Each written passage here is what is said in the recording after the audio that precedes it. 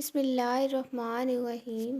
جو لوگ اللہ تعالیٰ کی راہ میں اپنا مال خرچ کرتے ہیں ان کے لیے اللہ تعالیٰ نے قرآن مجید میں ارشاد فرمایا ہے۔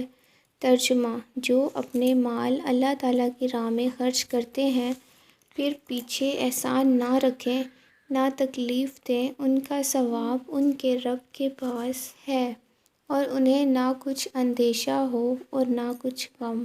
نبی کریم صلی اللہ علیہ وآلہ وسلم کی بعض بیویوں نے آپ صلی اللہ علیہ وآلہ وسلم سے پوچھا کہ سب سے پہلے ہمیں آخرت میں آپ صلی اللہ علیہ وآلہ وسلم سے کون جا کر ملے گی؟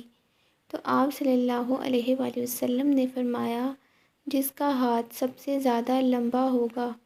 فرماتی ہیں، اب ہم نے لکڑی سے ناپنا شروع کر دیا تو سود رضی اللہ تعالیٰ عنہ سب سے لمبے ہاتھ والی نکلی۔ ہم نے بعد میں سمجھا کہ لمبے ہاتھ والی ہونے سے آپ صلی اللہ علیہ وآلہ وسلم کی مراد صدقہ زیادہ کرنے والی سے تھی۔ صدقہ کرنا آپ صلی اللہ علیہ وآلہ وسلم کو بہت محبوب تھا۔ صدقہ اللہ تعالیٰ کے غصہ کو دور کرتا ہے اور بری موت سے بچاتا ہے۔ ایک نوجوان حضرت داؤد علیہ السلام کی خدمت میں بیٹھا تھا کہ ملک الموت نے حضرت داؤد علیہ السلام کو خبر دی کہ یہ شخص 3 روز بعد مر جائے گا، تو اس بات نے حضرت داؤد علیہ السلام کو غمگین کیا۔ پھر آپ علیہ السلام نے اس شخص کو 3 روز بعد صحیح سلامت پایا، پھر اس کے بعد 1 ماہ تک ٹھیک ٹھاک رہا۔ حضرت داؤد علیہ السلام کو بہت تعجب ہوا۔ پھر آپ علیہ السلام کے پاس ملک الموت حاضر ہوئے اور عرض کی کہ میں اس شخص کے پاس روح قبض کرنے گیا تو اللہ تعالیٰ نے مجھ پر تجلی فرمائی اور فرمایا، یہ شخص اپنی عمر پوری کرنے سے قبل باہر نکلا اور ایک مسکین کو پایا، اس نے اس مسکین کو 20 درہم دیے۔ تو اس مسکین نے دعا دی کہ اللہ تعالیٰ تیری عمر میں برکت فرمائے۔ بس اس کی دعا قبول کی گئی اور اللہ تعالیٰ نے اسے ہر درہم کے بدلے 1 سال عطا فرما دیا۔ حضرت داؤد علیہ السلام کے زمانے میں ایک بڑھیا تھی۔ اس نے ایک مرتبہ 3 روٹیاں راہ خدا میں دیں اور پھر آٹا گوندھنے بیٹھی۔ اچانک ہوا آئی اور اس کا سارا آٹا اٹھا کر لے گئی۔ بڑھیا حضرت داؤد علیہ السلام کے پاس فریاد لے کر پہنچی اور ہوا کی شکایت کی۔ حضرت داؤد علیہ السلام نے ہوا کو بلایا اور پوچھا، تم نے اس کا آٹا کیوں اٹھایا؟ ہوا نے عرض کی، ہوا کے فرشتے سے پوچھیے۔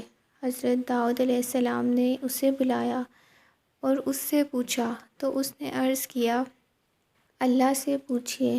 جب اللہ سے پوچھا تو اللہ تعالیٰ نے فرمایا، اے داؤد، سمندر میں ایک کشتی پر بڑے بڑے تاجر جا رہے تھے کہ ان کی کشتی میں ایک چوہے نے سوراخ کر دیا اور کشتی کو ڈوبنے کا خطرہ پیدا ہو گیا۔ میں نے حوا کو حکم دیا کہ وہ یہ آٹا اٹھا کر اس کشتی میں ڈال دے تاکہ وہ لوگ اس آٹے سے سوراخ بند کر لیں۔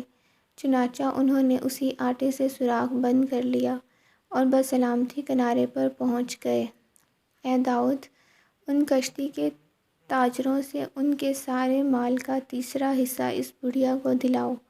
چنانچہ داؤد علیہ السلام نے ایسا ہی کیا اور 300,000 دینار کا مال بڑھیا کو ملا۔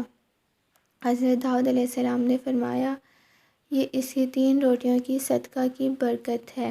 حضرت ابو ہریرہ رضی اللہ تعالیٰ عنہ سے روایت ہے کہ رسول کریم صلی اللہ علیہ وآلہ وسلم نے فرمایا، ایک مرتبہ بنی اسرائیل میں سے ایک شخص نے اپنے دل میں یا کسی اپنے دوست سے کہا کہ میں آج رات میں اللہ کی راہ میں کچھ مال خرچ کروں گا۔ چنانچہ اس نے اپنے قصد و ارادہ کے مطابق خیرات کے لیے کچھ مال نکالا تاکہ اسے کسی مستحق کو دے دے، اور وہ مال اس نے ایک چور کے ہاتھ میں دے دیا۔ اسے یہ معلوم نہ تھا کہ یہ چور ہے اور جس وجہ سے خیرات کا مال مستحق نہیں ہے۔ جب صبح ہوئی اور لوگوں کو معلوم ہوا تو لوگ چہمگوئیاں کرنے لگے کہ آج کی رات ایک چور کو صدقہ کا مال دیا گیا ہے۔ جب صدقہ دینے والے کو بھی صورتحال معلوم ہوئی تو وہ کہنے لگا کہ اے اللہ، تیرے ہی لیے تعریف ہے، اگرچہ صدقہ کا مال ایک چور کے ہاتھ لگا اور پھر کہنے لگا کہ آج کی رات پھر صدقہ دوں گا تاکہ وہ مستحق کو مل جائے۔ چنانچہ اس نے صدقہ کی نیت سے پھر کچھ مال نکالا اور اس مرتبہ بھی غلط فہمی میں وہ مال ایک زانیہ کے ہاتھ میں دے دیا۔ جب صبح ہوئی تو پھر لوگ چہمگوئیاں کرنے لگے کہ آج تو ایک زانیہ صدقے کا مال لے اڑی۔ وہ شخص کہنے لگا کہ اے اللہ، تعریف تیرے ہی لیے ہے، اگرچہ اس مرتبہ صدقہ کا مال ایک زانیہ کے ہاتھ لگ گیا، اور پھر کہنے لگا کہ آج کی رات پھر صدقہ دوں گا۔ چنانچہ اس نے پھر کچھ مال صدقہ کی نیت سے نکالا اور اس مرتبہ پھر غلط فہمی میں وہ مال ایک غنی کے ہاتھ میں دے دیا۔ جب صبح ہوئی تو پھر لوگ چہمگوئیاں کرنے لگے کہ آج کی رات تو ایک دولت مند کو مل گیا۔